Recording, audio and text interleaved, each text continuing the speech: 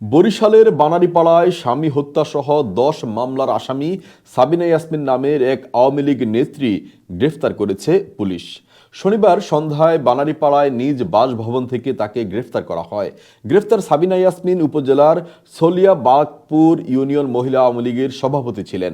তিনি ২০২৪ সালে আওয়ামী লীগের সমর্থন নিয়ে উপজেলা ভাইস চেয়ারম্যান পদে নির্বাচনে অংশ নিয়ে পরাজিত হয়েছিলেন।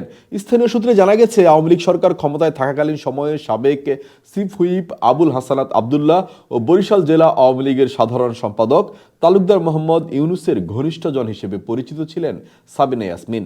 বানারীপাড়া উপজেলা আওয়ামী লীগের সব কর্মসূচিতে তিনি অংশ নিতেন। তার বিরুদ্ধে নিজ অসুস্থ স্বামী ও ব্যবসায়ী সালাম গোলন্দাজকে হত্যার অভিযোগে আদালতে একটি হত্যা মামলা হয়। ওই মামলায় তিনি জামিনে ছিলেন।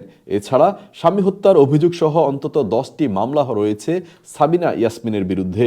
বানারীপাড়া মডেল থানার ভারপ্রাপ্ত কর্মকর্তা মোহাম্মদ হেলাল উদ্দিন জানান, গোপন সংবাদের ভিত্তিতে শনিবার সন্ধ্যার দিকে নিজ বাসভবন থেকে ইউনিয়ন মহিলা আওয়ামী লীগের সভাপতি সাবিনা ইয়াসমিনকে গ্রেপ্তার করা হয়েছে। তার বিরুদ্ধে বিভিন্ন অভিযোগ খতিয়ে দেখে আইনানুগ ব্যবস্থা নেওয়া হচ্ছে বলেও জানান তিনি।